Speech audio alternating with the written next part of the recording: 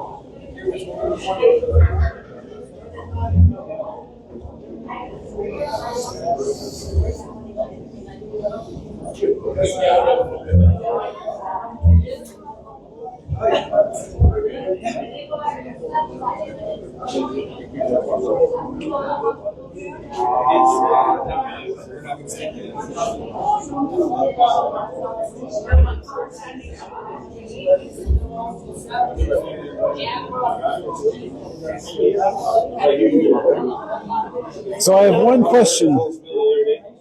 I have one question for you both. Who are you confirmed for, Holland or Bregman? Are you decided yet? Greg Hall. Greg Hall. Greg Hall. I don't know who that is. Mayor of Rancho. Oh, he's running? Yeah. Nice. Very, You should look into very it. good guy. I've listened to him speak. Yes, I'm recording. Oh. I'm sorry. That was obvious. I should have. That's not good with me. I should have announced. That was obvious. Sam Bregman. Yes, sir. Jason. How you doing, man? Jason. All right, man. What's happening? Not a whole lot of years. Alcohol taking a question. Right? How are you, Sam Bregman?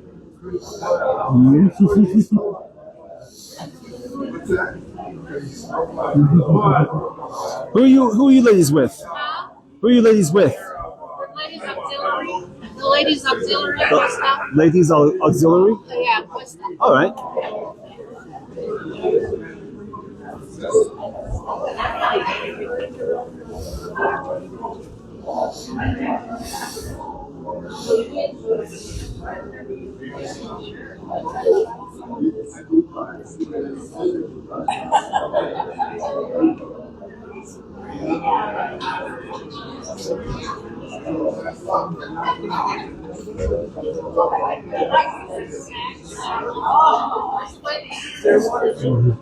You excited to hear Bregman?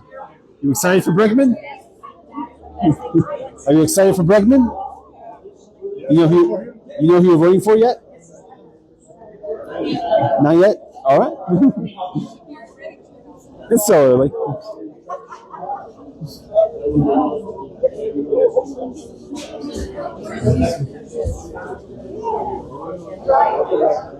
Oh, what's that? It's like a graham cracker, vanilla. Oh, nice. Okay.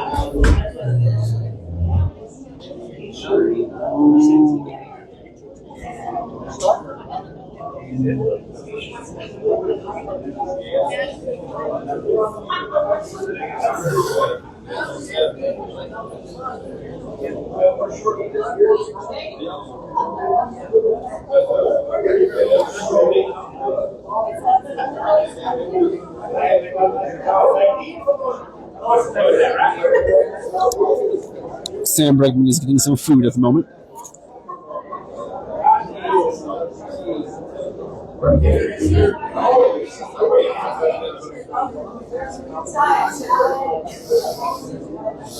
I expected more people, but it is what it is.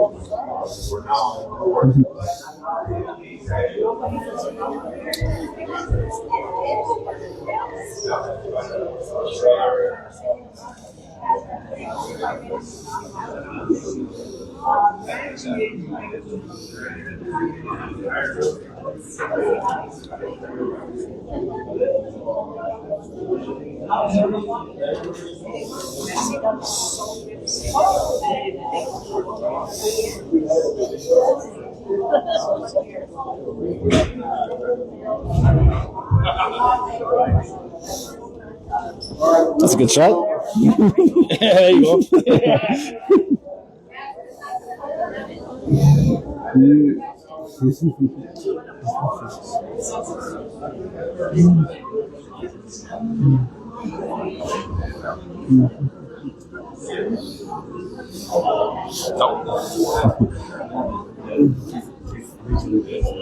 Here we go.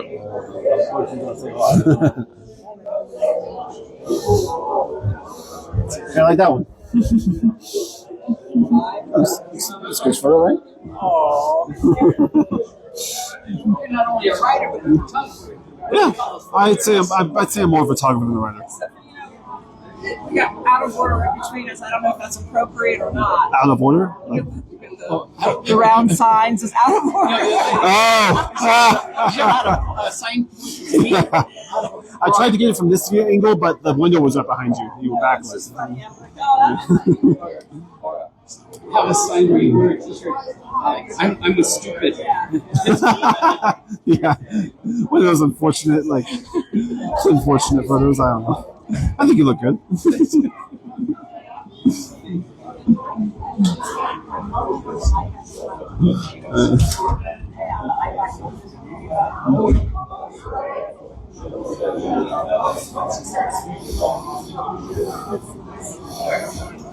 Oh, I'm sorry. I'm sorry, sir.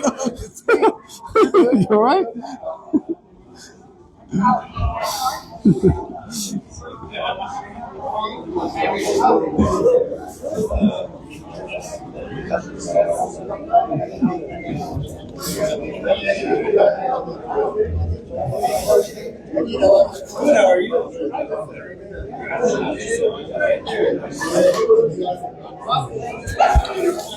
Yeah, sure. One mic on the phone here.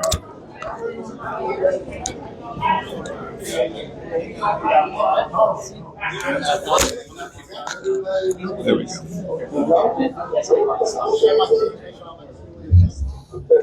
Is the audio good, everyone? Can you hear me?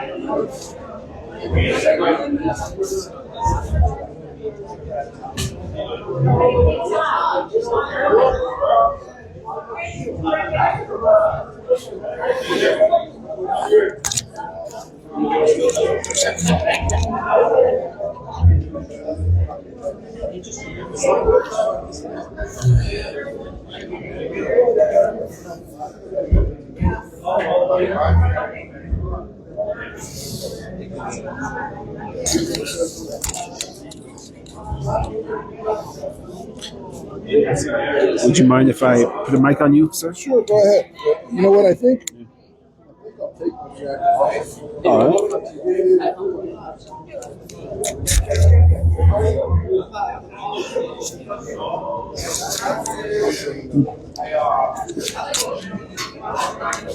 Don't let me forget this. Don't let me forget it. Don't let me forget it. It's cold, so I should. Maybe right here. Sure. There we go. Perfect. So, This is my personal Facebook. Yeah. So are we doing live or what? Yeah, it's live right now. Oh, great. Hi, everybody. Aaron, you met Aaron? Have Hi. you guys met? Hi, I'm Dylan. Hi, Aaron. Nice to Freelance meet you. journalist. He's doing live Facebook, okay, on his. So you maybe tell Aaron what it's on, or how he can find you Yeah, definitely. online. Yeah, we can exchange numbers. You have a paper? Oh, nice. Thank you. Nice. Perfect. All right. I don't know. I like them I'll being send you the boots. link to this. Yeah, those are alligators you got on, aren't they? What are those? Questa Those are should be ostrich here too? I was expecting that. These are ostrich. All right. Maybe they're running late. Seems like there's a lot. So I'm going back with Yeah. you. I want to get me some brown ones now. Oh yeah, I've got brown ostrich. They're great. They're great. Good luck, buddy. Yeah, thank you.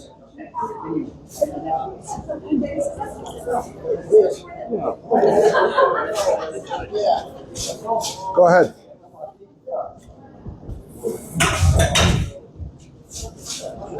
Thanks again. This is great. Well, good morning, and for everybody that is standing up, if you want to take a seat, I know you tell us to stay standing up. First of all, I want to say, Sam, welcome back to Questa, Thank you. and thank you for being here this morning. My name is Eddie Herrera, but my official name is Louis Herrera. I go by Eddie over at Questa, Louis in Albuquerque. So we're grateful for your time and your willingness to travel here, Sam. You know, sometimes rural communities are often forgotten once races are over. And we really appreciate you being here because you're not an outsider from northern New Mexico. If you didn't know that, Sam has a home in Angel Fire, and he knows this land, he knows these people, he knows us. And we've asked him to share his vision for New Mexico and to highlight 4 important issues that our community is facing. And the first one is education. You know where we're obviously ranked in the United States. The second one is preserving our precious water. The third one is public safety, because what's happening here in our small rural communities is it seems like we're always turning over first responders. We train them, they stay here to the minimum time, and then they get $5 more an hour and leave to Taos or Red River or anybody else that's paying them more. So we're always having that first responder battle. And then the last one is just as important of all the other 3 is the economic opportunities for small rural communities, especially after the closure of the mine. You know, we're struggling here, Sam, and we just appreciate you for being present here, for actually showing up and giving us your personal comments. I've only met Sam for the last 6 months, and he's an outstanding person. I just think that you'll do well for New Mexico. Thank you. Thank you. Thank you. Thank you so very, very much. I don't know. Do you guys think I need this or no? Yes? No? No? I'll be loud. I won't be obnoxious, but I'll be loud. Hey, listen, I am so grateful for the invitation. Eddie or Louis or whatever name you want me to call you, I'll call you that. I am so grateful for this invitation. It is so wonderful to be here. And I'm standing here in the VFW, and I can't start any kind of talk without just recognizing and just saying how much I know this entire community, I know this entire state, I know me, feel so strongly about our veterans. So I just wanted to say thank you to all of our veterans here today. Thank you. If I could just go off on a tangent for a second, there's 145,000 veterans in our state, and we need to do everything we can to make sure they know about every benefit they're entitled to and to make sure they get every benefit that they're entitled to. I really, really believe that. It's so important, right? So listen, I appreciate. I do have a home over in Angel Fire, and I love this part of the state. This is a special part of the state. I will tell you that I've hunted these hills right here. 15 years ago or so, I went on an elk hunt up here, and the Rio Castillo Livestock Co-op. And I'm such a bad hunter. You know, remember when Bill Clinton said he smoked pot but never inhaled? I hunt and never kill for some reason. In fact, the folks that we were with, every time you miss, they cut up part of your sweatshirt. I walked out of those hills with nothing but a rag on. My sweatshirt was gone. But my gosh, this place, I don't know. There are very few places that could even compete with how beautiful and how this is such God's country right here. And you all get to live here, and I'm jealous all the time when I think about that. But this is so beautiful, and it's so important that we do everything we can, not only to support the land and the air and the water, which we'll talk about in a second, but most importantly, to support the people that live right here. I'm running for governor because I think you'll agree with me that New Mexico has never truly lived up to its potential. You know, when we're first in crime and 50th in education, when we have a healthcare system that is so fragile that my mother, who's turning 88 next year in Albuquerque, has to wait 4 months for a doctor's appointment. Our healthcare system, we know, needs a lot of help. And then, of course, economic development and opportunity. And you all have experienced this. How many kids have grown up here? How many grandkids have grown up here and end up leaving for a better opportunity in some other state? New Mexico can do better. I know it can do better. It's why I'm running for governor. I will tell you, I've had the unique honor and pleasure. I came here when I was 17 years old, trying to play baseball for the Lobos. I figured out pretty quickly I couldn't hit a college curveball, so I didn't last long. But I passed it on to this other kid who was a New Mexico boy who was playing baseball. As you know, now this year we're all Cubs fans, right? Yeah. We're all Cubs fans. But I've been out here my entire adult life. I'm currently the district attorney in Albuquerque, and I've been able to raise a family and I now have 3 adult children and 4 grandchildren. I've been married to the same wonderful woman for 37 years. But we've really lived the New Mexico dream in many ways. We've had a wonderful, blessed family, and I had a good career in Albuquerque. 3 years ago, I was appointed to be the district attorney. I've since run and won re-election to that, and I'm honored by the people in Bernalillo County who have supported me in that. I will tell you, I want every New Mexican to have the same kind of opportunity to raise a family, to prosper, to have a good career. And I think you'll all agree with me, if you have a good career, then you know that takes care of a lot of other issues in your family. If you can support your family in a real way, I know what a difference that makes. So let me dive into some of the issues that you mentioned. Education. We're first in crime and 50th in education, and nobody can tell me that those aren't absolutely related. Crime, I'll tell you, in the big city down in Albuquerque is starting to get better, believe it or not. Violent crime is down, except for one terrible issue, and that's our kids. Violent crime with kids is going up. It's going in the wrong direction. And some of it has to do with education. Some of it has a lot to do with all kinds of things, but education is so very, very important. And we're not doing justice to our kids if, in fact, we're not giving them the absolute best education they can have. And it's not all about a money issue. It's not all about money. Of course, we want as much money going to the classroom as possible. That's really important. And we want to pay our teachers.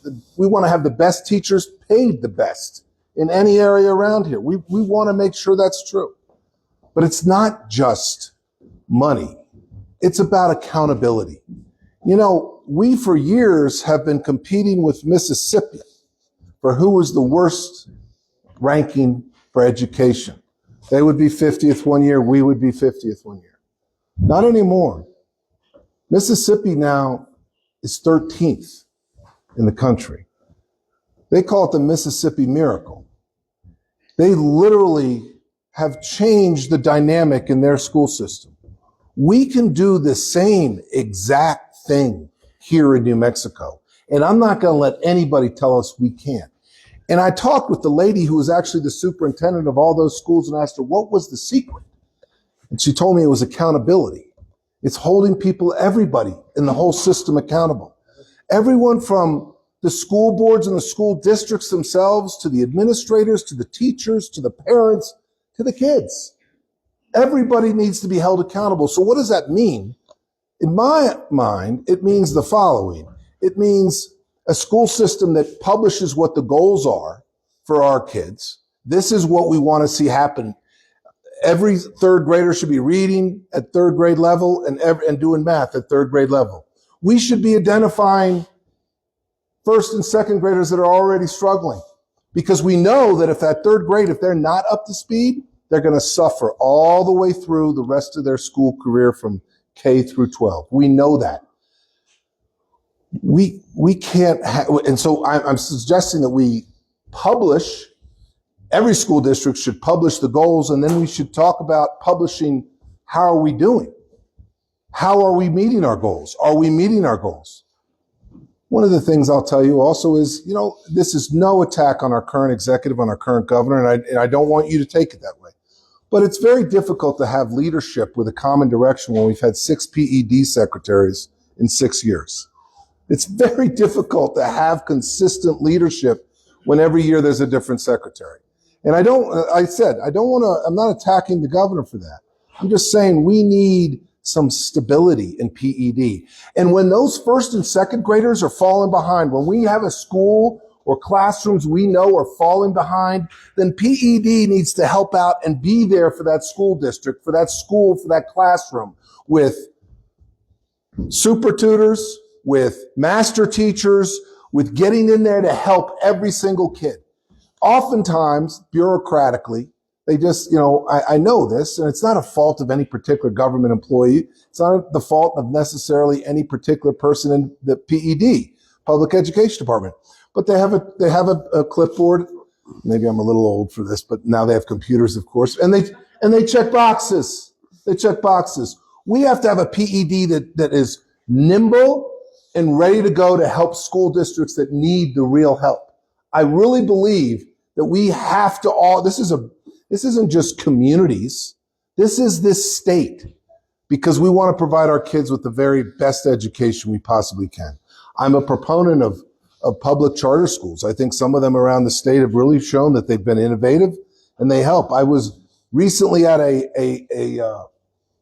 gave a commencement speech at a graduation of a public charter school that they had 49 graduates.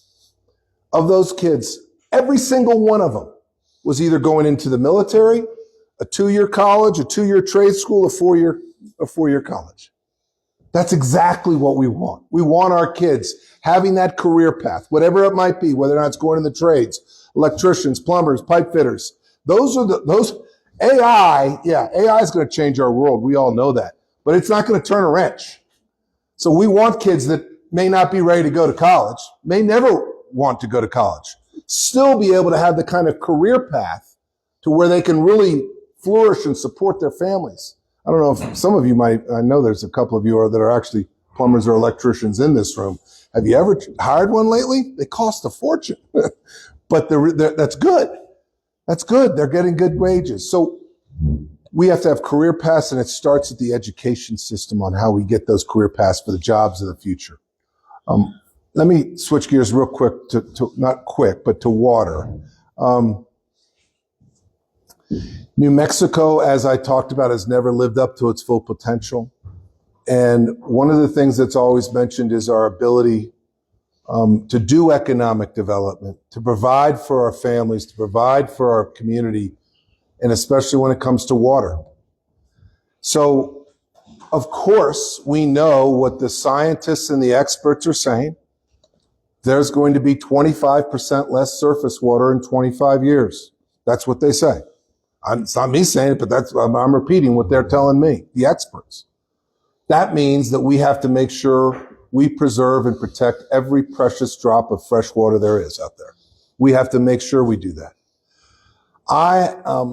And water's going to have so much to do with so many things. I am looking at creating a cabinet level position that brings the state engineer and the Interstate Stream Commission underneath that and have a water resources department. And what that department will do is help us all coordinate this water issue, meaning water for economic development, it meaning water, understanding acequias and what their needs are and the infrastructure that they need and the help they need, tribal interests throughout this state, and perhaps most importantly, everybody's need for fresh water for all of us, right? So I will tell you that not only do we have to look at preserving and protecting our fresh water, but there's a lot of other opportunities when it comes to water. A lot of things like economic development, all the way on the other end of this state, south, is Santa Teresa. And some of you may have heard about Project Jupiter going on down there. It's big data center and AI center and all of that, and creating an enormous amount of jobs and energy, and we'll talk about that in a minute, but it's going to demand a lot of energy. But the other thing it's going to need is water. And I will tell you, we sit upon the largest brackish aquifer in the entire world. New Mexico does. In the entire world. The desalinization of water and the economies to scale are catching up with each other. So it's where it's going to be affordable to actually use brackish water for things, not for drinking water, but for industrial uses like that AI and that data center. We could use that. Produced water in the oil and gas industry is another source of a tremendous amount of water. Again, that can be cleaned up to a level to be used on the industrial side of things. What we have to recognize is, and some people say, oh, no way, we can't, it's only fresh water, that's the only thing we can use for anything because it'll hurt our people. And I will always make sure that that's the number one job of a governor, is to protect the safety and well-being of people. But in Albuquerque, I was a city councilor there years ago, back before I had a single gray hair, years ago. And when I was a city councilor, we started, and they still do to this day, they take treated sewage, treated gray water, and they water the parks and the golf courses with it. And the same people that are complaining about the idea of perhaps using some of this brackish water for industrial uses, they have their kids playing on those parks every day. I know this can be done. The technology's there. We have to be creative. We have to greet the future with our eyes wide open and recognize that if we want to compete with every state around us and every state in this country, and when it comes to economic development and other things, we better be ready to go. Water up here, I know how important it is. I know how important it is for the acequias, for the ranchers, for the farmers.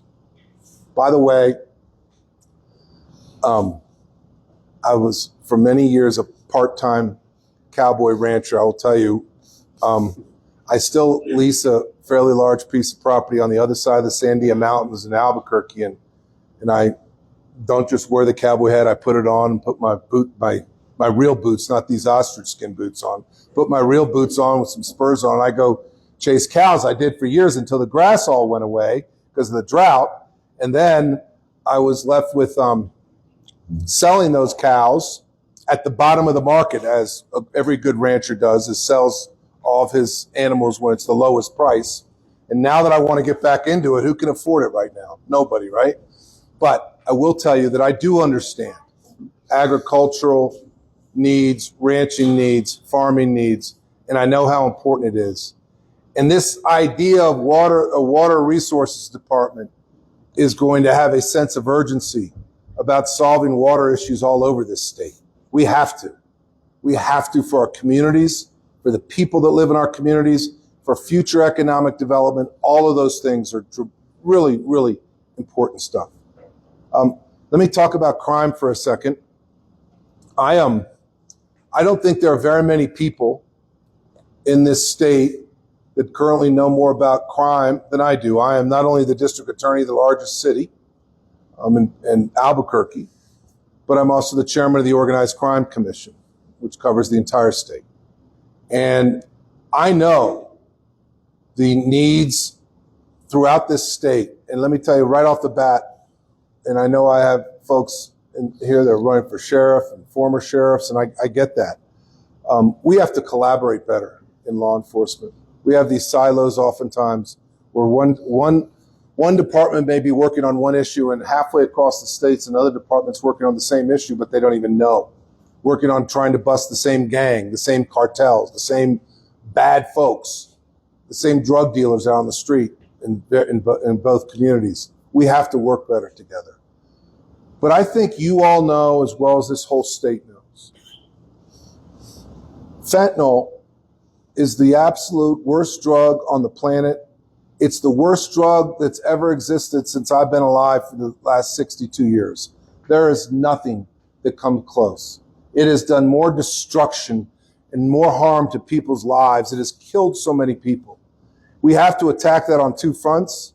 And we're doing this in my office in the sense that we're going after any drug dealer who's putting that poison out on the streets. And we asked for everything we can possibly do and hold them accountable under the rule of law. There are also this other group of people who are using this stuff, who are just addicts. They get hooked to it. And they would never be in the criminal justice system if it were not for their addiction.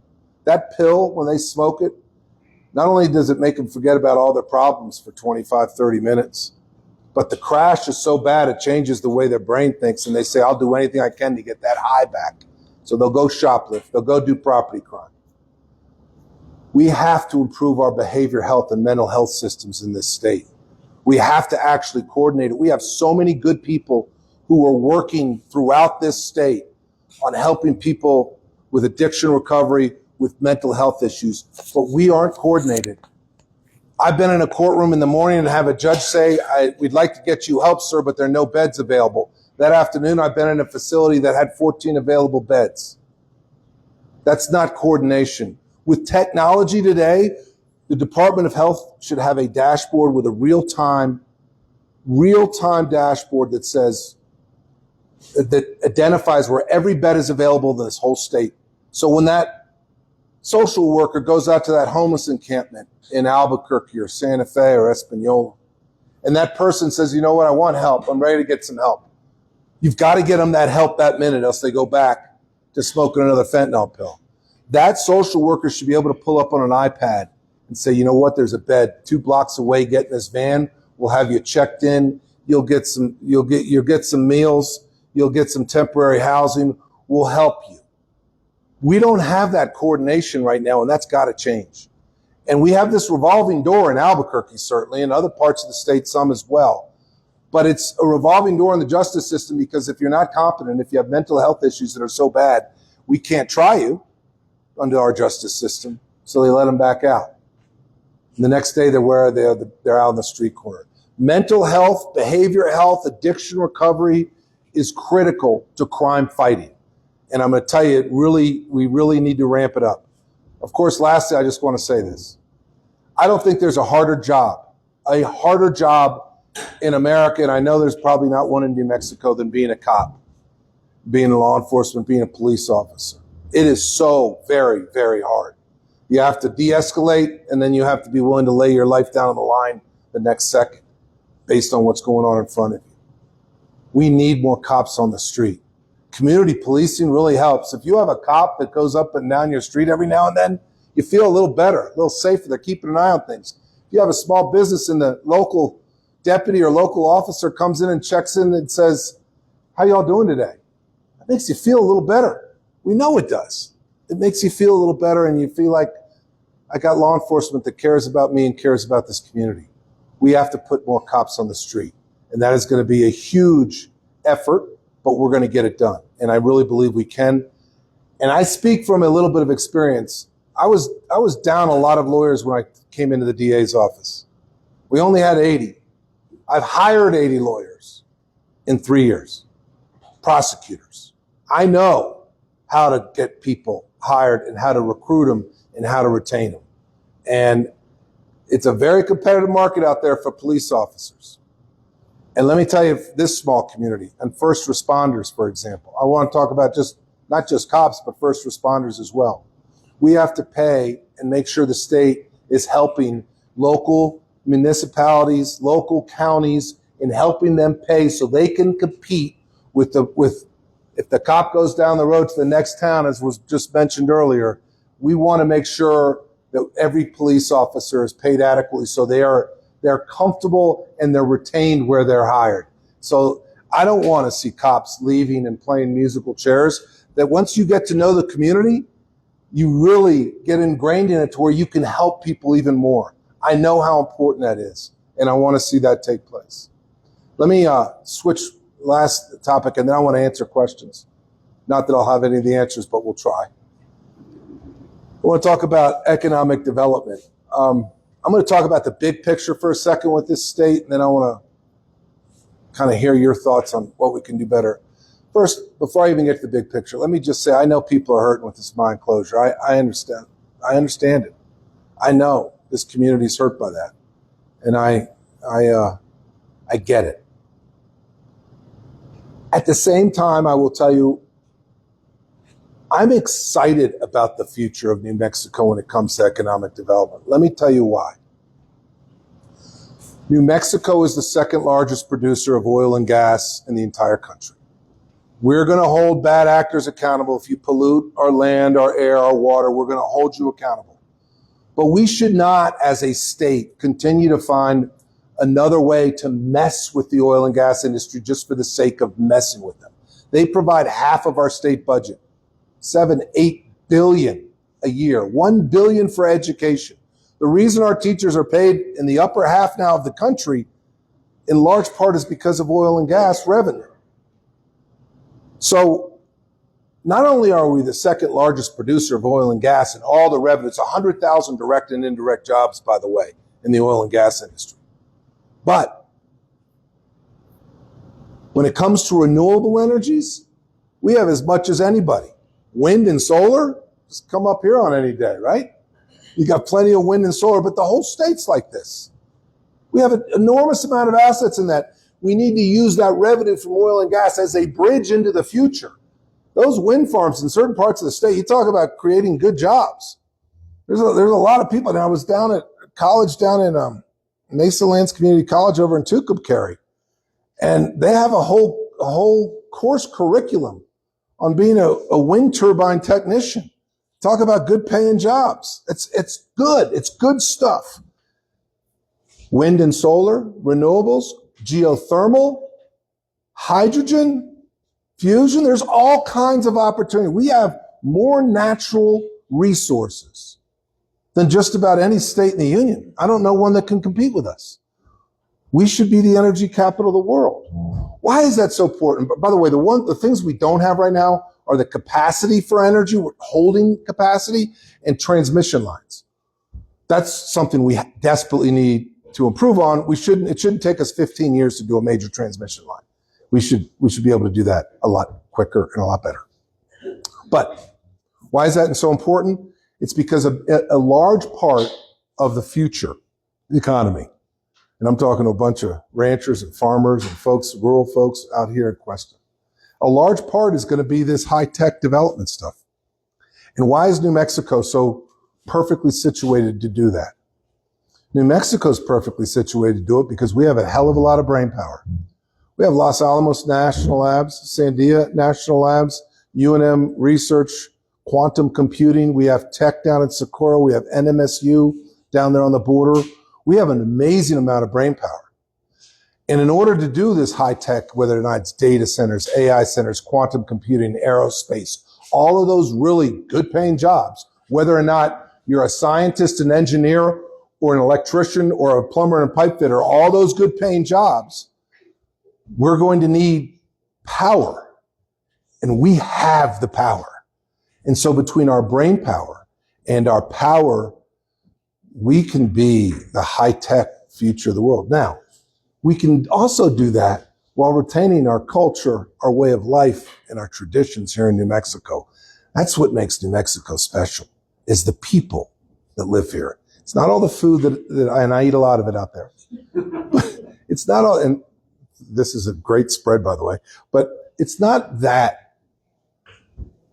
All the other things, natural resources, food, 4 mild seasons, it's the people. And that's what I want to focus on. We've always been in this state about families.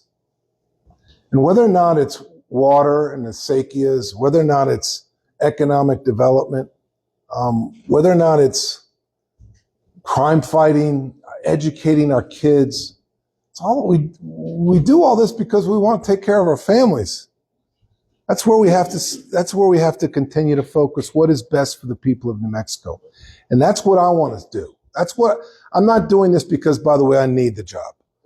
I'm not. I was going to retire before I got appointed DA. I could go watch Cubs baseball for the next few years. That would be fine with me too. But I'm doing this because I truly care about this place. I love this state. It has so much opportunity. We've just never gotten out of our way to get that opportunity done. Last thing I want to talk about real quick, and then I'm going to come back to whatever questions you have, is getting things done. I'm someone who has prided myself on being able to get things done. We have all the numbers are up.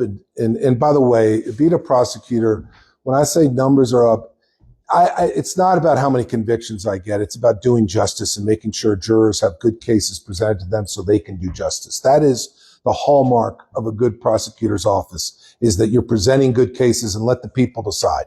That's the way our justice system is supposed to work. That's the way I work.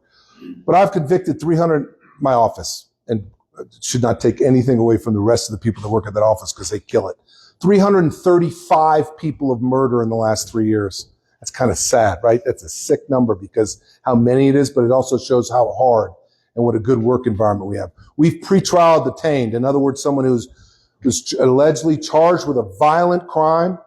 We've held them pre-trial so that they can't get out and hurt the community while that first trial is pending.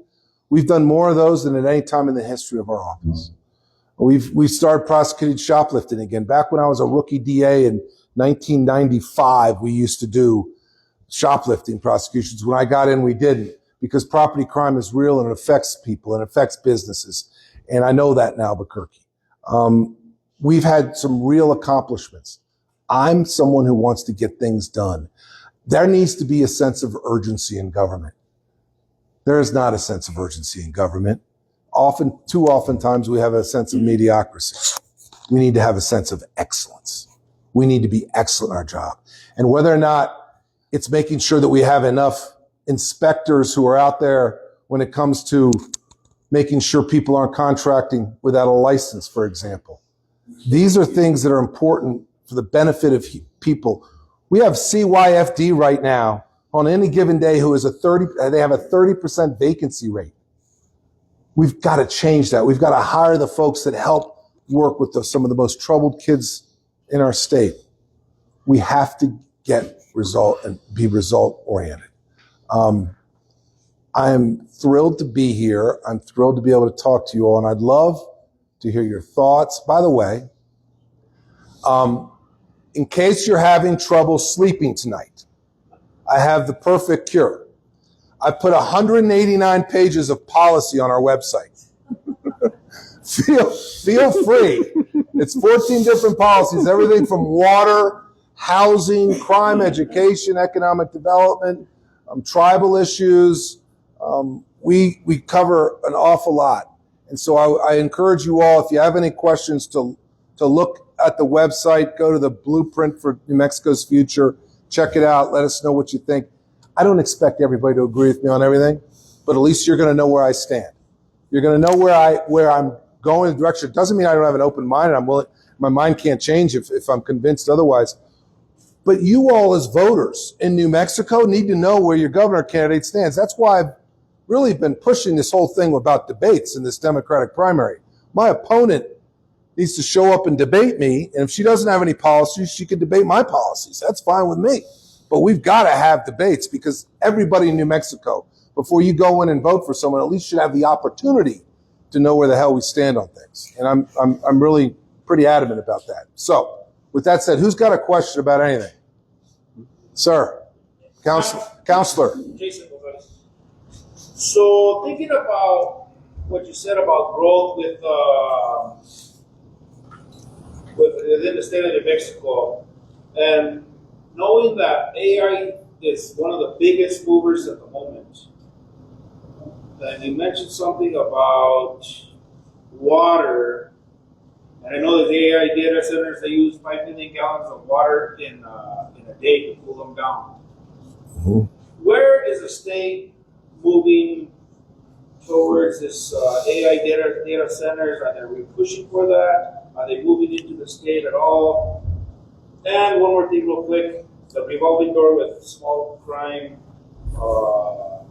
druggies, robberies, whatever it is, that revolving door is it just drives everybody insane. I know two things. One on the AI side of things. So I personally am very supportive of being a place where the new technology, the economy of the future is going to exist. New Mexico, we want to be a leader on it. It wasn't too long. Well, some of you will remember this. Many of you won't. Microsoft, the whole Microsoft company started in Albuquerque. They left because we didn't have the kind of business climate they wanted to exist in. And the rest is history, what they did up in Seattle, Washington. We lost that opportunity. I don't want to lose the next opportunity. This window of opportunity is only so big. When you talk about water, it's a great question. And that's why I mentioned using like brackish water and desal and produced water perhaps even for industrial use. Many of those systems are closed, and the initial amount of water it takes is extensive. But then they're closed systems, and making sure that they are using water that may not be for consumption of people, but it's cleaned up to an extent that it can absolutely be used in that industrial. I'm all about that. Let me get to your second, because the jobs, by the way, are huge. They're talking about employing, for example, down there on the border, 1,000 electricians building that plant and taking care of that plant down there. 1,000 electricians. It's crazy. That's really good economic opportunity for people. The revolving door. I see it more than anybody because it's the biggest volume that goes through, and the frustration level amongst all of us is significant in my office and in the justice system down in Albuquerque. The biggest thing we can do to change that, though, is have a behavioral health system that works. I personally think that after the second or third time you're arrested and because you're breaking windows at the front of a store, or you're defecating, going to the bathroom right in the middle of the front door at 5 a.m., that after you've been arrested several times for that, 1 or 2 or 3 times, at some point we've got to involuntarily put him in to get him help. We don't do that. At some point, enough's enough. And I believe that. If you've been busted 6 times for smoking fentanyl on the streets of Albuquerque, this isn't the number I'm coming down with, but the 7th time, you're going to get committed and forced to get the treatment. Too many times, if you're suffering from mental health or addiction to drugs, you don't wake up under that bridge under the freeway and say, you know what, I think I'll go get help now. They don't. At some point, we've got to force people in to get the treatment they need. I don't want to sound harsh or cruel, but sometimes, consequences are therapeutic. Sometimes tough love is needed. I'm someone who believes that we give everybody a chance. I mean, at that lower level, if they're not violent. I've diverted more people into treatment than at any time ever in the history of the office because I believe in it. I want to give folks a chance so they're not out there shoplifting anymore. But once they've proven us wrong, time and time again, enough. We're gonna make it so that they get involuntarily committed. That's what I want to say. Yes, sir. Sam, I'm going to vote for you. Thank you. And my family. I haven't talked you out of it yet. And I saw your grandson. If you're a politician, maybe baseball player, right? Baseball player. I don't want any of my kids going into. Look, you could go into baseball with Alex, or you go politics like the grandfather. No, baseball. Okay. One of the things, I belong to the Northern New Mexico Stockmen's Association. Yes, sir. And there's over 100 grazing permits. And one of the things that they're concerned with is crime, the drugs that are being infested in Northern New Mexico. And there are actually no treatment facilities that I know of in Santa Fe. And you see it in Taos. 3 or 4 people die in a week here, it's shocking. You know, Rio Arriba, you have 2 or 3 people a week. So that was one of the concerns. The other thing, and they told me to ask you this. This is sometimes they run for office and they forget about the county or the district. They should have asked Sam if he wins. We hope he does. That he have a liaison, maybe an extended arm of the governor's office. You're going to be busy all over the country to be able to address some of these issues. Because once the individual wins the public office, they disappear. Well, I appreciate the sentiment because you know what? I hear that all over the whole state. I hear that exact same complaint. Once they win, we never see them again. I would rather be here right now than in some ivory tower in Santa Fe. I can promise you that. This is more enjoyable because this is the way you learn and this is the way you hear things that people need. So absolutely, not only will, yes, I'm going to have plenty of people out in the community making sure we know what's going on, I'm going to be here. I'm going to be back in Questa. Mark my words. I'm on tape, right? Yep. Okay, good. Mark my words. I will be back in Questa, and it will be within the first year, if not sooner, that I'm your next governor. I will be back here hearing, and you guys could complain then a lot, right? You could tell me really how full of it I am. Perfect. I love it. I want to be held accountable. That's what I'm going to do with state employees, and that's what I'm going to do with agencies in the state. We're going to hold people accountable. And I do it in my office all the time. I have 4 chief deputies, and they each run divisions in my office. Violent crimes, general crime. But I tell them what the results I want, and I give them the latitude to go get those results. And if they run into roadblocks, come let me know how I can help, and we'll do it. But I hold every one of them accountable, and we want to know what's going on. We're going to do that all across the whole state with the 20-some thousand state employees. We're going to make sure they're getting the job done for people because each and every one of you is a customer of the state. You rely on certain things we need to get done. So let's get them done, and I will be back, and I can assure you that. You will not have to worry about that. And it's on tape. So I better win. That means all you all voting for me. Else I'm just going to come back and hang out. We need some signs. Some signs? Where's Aaron? Over here. I have a question. They need signs. Yes. What do you think distinguishes you from your opponents? What's that? What do you think most distinguishes you from your opponents? So I'm not, listen, I'm focused on the Democratic primary. I can't speak to the Republican candidates because I don't know them well. I've known Deb for some time. She's a very nice person. Deb is a very nice person. I don't know too much about what distinguishes us because I don't know what any of her policies are because she's not broadcast them in any way, shape, or form, and I really don't know. So I can't speak to what distinguishes other than I do know that I am someone who's going to get things done. I don't want this job to go sit in a chair and go, wow, I'm the governor. That's bullshit. I want to go out and get things done. And so that's why I'm doing this, and that's what I plan on doing, and that's what the next governor needs to be doing. I have another question. Thank you for being here. Thank you. My question is, a few years ago, there was some legislation that was passed where unless you committed a felony, you could not be held, like, say, for example, somebody went out and killed somebody.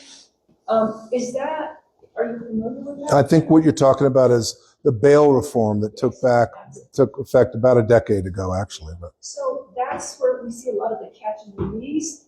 Is that something that you would be willing to work on during the legislative session to have that overturned, done away with? Because that's where we see so much of the catch and release throughout law enforcement. It really ties up the judges' hands because they look back. They don't have a criminal history, so they're allowed to let him out. That's one thing I wanted to say, and then I wanted to offer my condolences on the loss of one of your ADAs.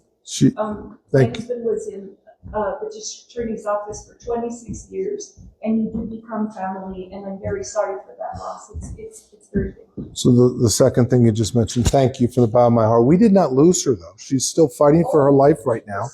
Her 4-year-old son was killed, and her 1-year-old is also fighting for his life. And if you ever wonder about, it's so heartbreaking.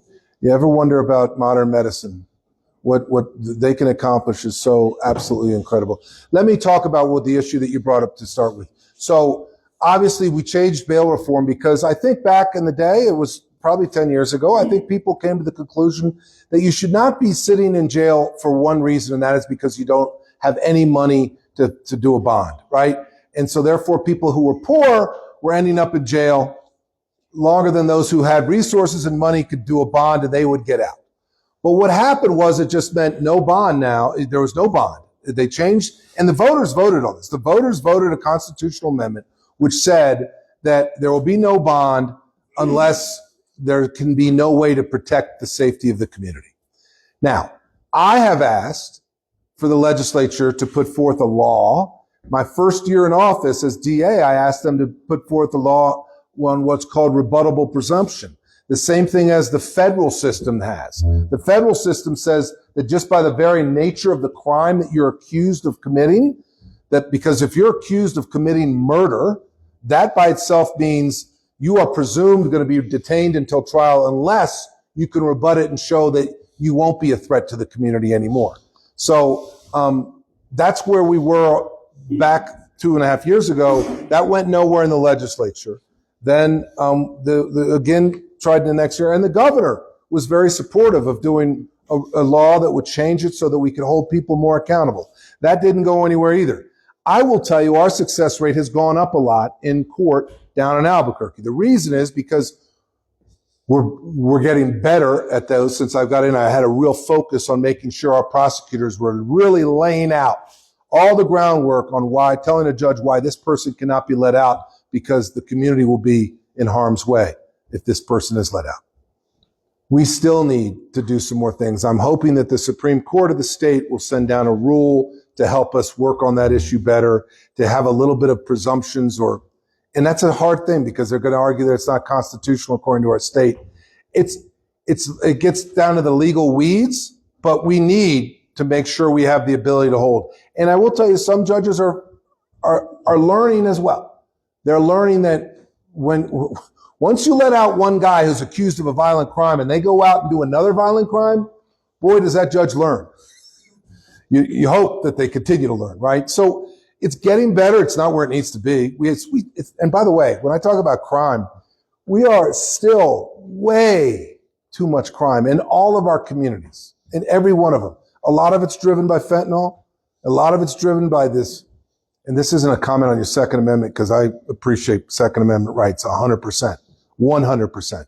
But what is happening is these kids are going online and they're able to purchase a gun in 2 hours when they're 15 years of age from some asshole on the corner that meets up with them and says, here, give me $300 and here's a handgun. And look, we just arrested somebody yesterday in Albuquerque for shooting another kid when it was a gun transaction.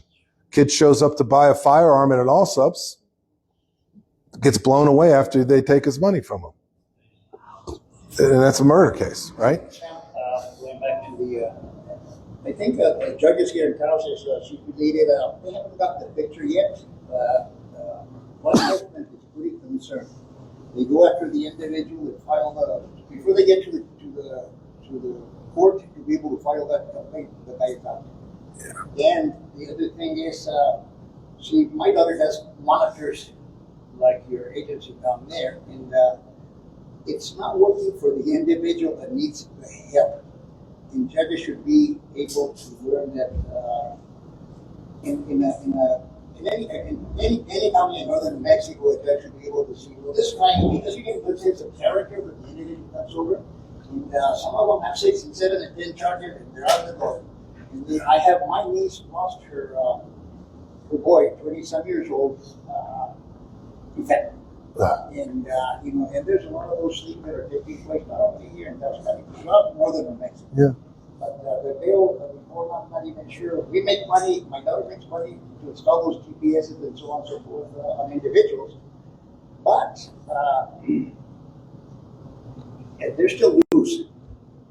And they should be behind bars. A lot of them, can't even afford to pay a lot of $100 a month. You're preaching to the choir. I don't know how else to say it. We know it in my office. We see it every day. I've heard it from all over all parts of the state. That this revolving door. They get in, they get out. And listen, we just tried to get done and we didn't get it done, but just to allow for the background of a juvenile when he becomes an adult, when he's 19 years old, the fact that he was involved in gun crimes as a juvenile, we want the judge, when they're making a decision on whether or not to release him pending trial, we want them to be able to look at the sealed document in the juvenile case. We have pushback on that. That didn't get done. So I get it. We have a lot of work to do on that. And I understand for the safety of the community. I can't tell you, it's least on both hands, the number of people that have gone out, that have been hurt by someone who was already accused of a crime, charged with a crime, let out, pending trial, and committed another crime, hurting another person. That's what we got to stop. Got to stop that. Yes. Talk about education, and you talked about the Mississippi Miracle. Yep. Accountability. Is that a model that we can, here in our state, use to improve our education system? That's the first part of my question. We're throwing a lot of money at education, but it doesn't seem to be working. So I'd like to hear your ideas about how we can improve our education system. The second thing is that we want our youth to get a good education, to find jobs so they can stay in our communities. But we have a housing crisis. Yeah. And can you please address a few ideas on how you're going to address the housing crisis? Of course, love to. So the first one, the Mississippi Miracle. When I get the opportunity, I plan, and it's not going to be between now and June 2nd, but I plan on making sure some really smart people from this state learn more. That the same lady who ran that program is now in charge of the Maryland schools. So, I mean, obviously in high demand, right? When you accomplish something and do that kind of job. But I want to learn what Mississippi did, how they did it, what worked, what didn't work. And we don't have to invent the wheel, reinvent it. Let's figure out what works and what doesn't. And we can. It's this mindset that I am over with, that we can't do better. No, we can do better. I know that. Your second question was? Housing. Oh, housing. So yeah, we have a real problem with housing all across this whole state. And I will tell you,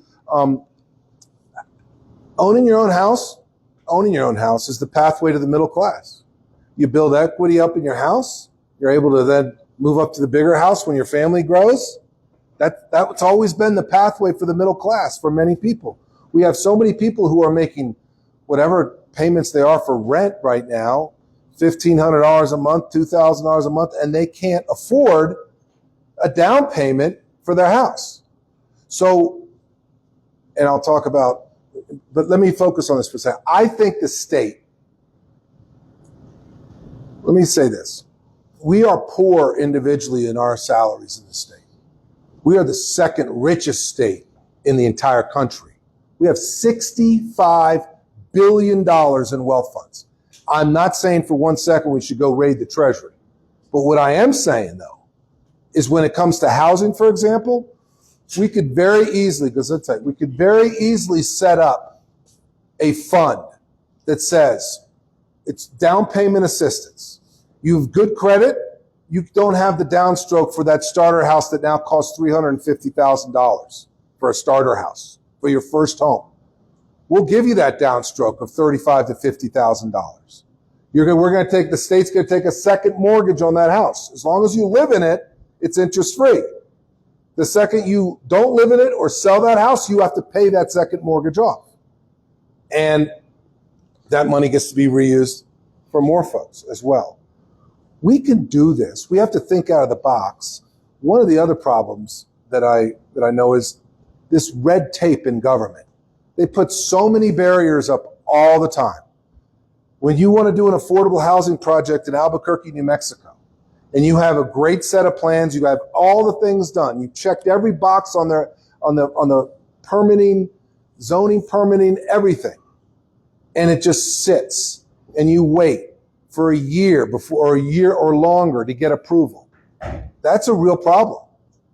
And we need to put local and state government on a shot clock. You've got 90 days to approve this. If it takes a hearing, then you need 120 days. And if you don't, then either the county or the state or the city is going to be penalized or it's automatically granted. But the shot clock moves the game along, doesn't it? We need to do the same thing with local government and state government, because it's not fair when you're talking about all the jobs that new project may entail, about people who are waiting on whether or not it's an apartment or a housing. This is government at its worst, where we just delay for no really good reason. And if it's because you don't have enough people to go out and do the inspections and the work, then we need to hire them. We need to get the job done. New Mexico state government has such big vacancy rates up and down in all the various departments. We need to hire the people that do the work for the people. Can I ask a second? Yes. It's a third one technically, but go ahead. Second question related to housing. So here in Questa, we established a lodging project that rehabilitated vacant homes. Yeah. That weren't being used, but the owner didn't want to sell them. Is there a plan for the state to help finance those rehabilitations? Because this is a model that can be used throughout the state, and it keeps the kids and the youth in their own communities, and it makes these houses that are sitting empty available for a very good purpose. I love the concept, but to be honest, I don't know. I just don't know, and I'll find out. Yep, sir, there. Yeah. He talked about the mine closure. The mine closed now 12 years ago. I know. 12 years ago. And I guess my question, and you're probably aware of this, but we're surrounded by Superfund. By what? We're Superfund site to the east of us, so we're Superfund site to the west. How do you plan on supporting the small business in rural New Mexico to help this? I can tell you right now, we're working on some stuff to my free job, but my small businesses are great. The only reason they're surviving right now is because these contractors are here working on, they brought a lot of outside contractors, which I'd rather than hire locally, but those outside contractors also help our small businesses get on our hotel, the one hotel that we do have, it's always no vacancy. But do you have time to help support small business in rural New Mexico? Well, number one, and I know you're the mayor, but number one, I want to see the state really streamline when it comes to infrastructure, dollars, capital outlay, whatever that might need, whatever things a community needs to help its small business when it comes to the infrastructure. I want to make sure we're streamlining the heck out of that. Every community is a little different. Small businesses are the backbone of our economy. It's huge. It employs most of the people in our state. But if there's specific things that you see the state doing up here, I need to know about them. You tell me what, and Mayor, let me just throw the question back at you. What does the state need to do, if I can be so bold to ask you, what does the state need to do to help small businesses here? So I can figure out how to get that done. I'm going to go back to GRT, and Questa has the lowest GRT of any of the 4 municipalities in Taos County. We don't want to raise that GRT on our constituents. But as the GRT sits right now, we're at 8.625. No, 8.625. Of that, the state gets the major portion of that. They get 4.8, the county gets 2.2, we get 1.65 in Questa where groceries and tax. I think we need I think the state needs to give more out of their portion to the village. That way we can support these businesses without having to raise our GRT. I don't want to have to raise our GRT. Right, and I get not wanting to raise it. And let me just say, I'm open-minded to that. I'm not going to just say right off the bat, yet that makes sense. I want to know how the numbers all work out, but I'm open-minded to that. Again, we need to use the tax structure that we have and the complicated, ridiculous 9 different ways we tax people and businesses. We need to use that in such a way that it's strategic, that it incentivizes business, not penalize business. I really am very emphatic about that.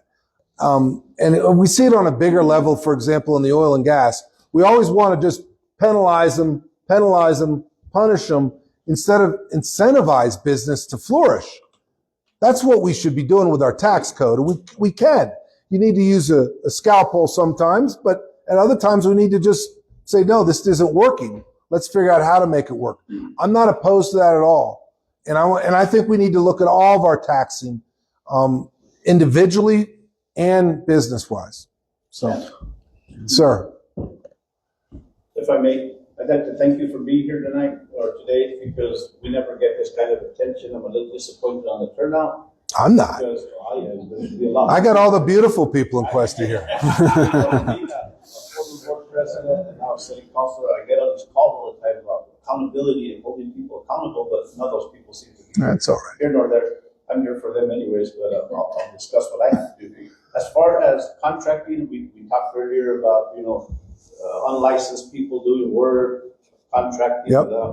So the mayor's talking about gross receipts tax, where we're losing gross receipts tax by hiring unlicensed and unqualified contractors that aren't putting money back into the coffers. People don't see that. I know that's not a question, that's just a comment. Another thing is we have a problem here with, it's the whole county problem, DWIs. We have people driving around with 6 and 7 DWIs in the community. Where do we hold that accountability? I know we're talking about drugs. Basically, that's a drug too. How do we hold people accountable, or are police to enforce? People not driving around. It increases my insurance. It increases everybody else's insurance. And because people aren't licensed or don't have insurance, and get all these citations. So my insurance keeps going up for my personal and commercial insurance because we're not, holding people accountable. They're driving around without a driver's license, without registration, without insurance. So let me just say, as far as that's concerned, DWI, the first offense is 90 days. After that, it's up to a year, right? Fourth DWI is a felony, and the penalties keep going up for DWIs. If you're talking about 6th or 7th, they should do years in prison, not just in jail, but in prison for DWI. I mean, if those are the kind of numbers. And the one thing I have a little bit of advantage is I actually work with all the other district attorneys throughout the state, so I can't wait to make a phone call on the way back through Taos. Talk to Marcus and go, what are you doing, man? If you want the Mexico case looked up, and it'll show you exactly. Well, and I don't, listen, that happens every now and then. I don't know for what particular specific reason, but no, we need to hold. I mean, you can't be a repeat drunk driver a 6th time and expect not to be in prison. You need to be in prison for that. So I'm all about that. And then one last question, because I do have to get to Espanola for a county convention. So, yes, sir. My last question would be, economic in northern New Mexico. Yeah. We've been trying to work with the veterans. We got $1.4 million for a mobile council to the governor, and so on and so forth. Now it's tied up in court because they sort of misappropriated the funding. Who did? Ask Taos Economic Development. Okay. EDC administrator. Okay. But nonetheless, we met with several people from Questa, here in Questa, to be able to address a mobile unit and to promote some of that economic goodwill for Questa through a mobile unit. They have the inventory, the livestock, and so on and so forth. And we spoke to John Garcia, the veteran. It was gonna be a veteran implemented type of a business. Sure. He was here once, and then he disappeared. Okay. See, so we were trying to apply for grant money related to veterans through him, but he is the representative for veterans. Yet we were sort of disappointed with him. Well, listen. I'm not going to let our veterans be disappointed in me. We're going to make sure we do what we need to do. Our veteran, my father served in the Coast Guard.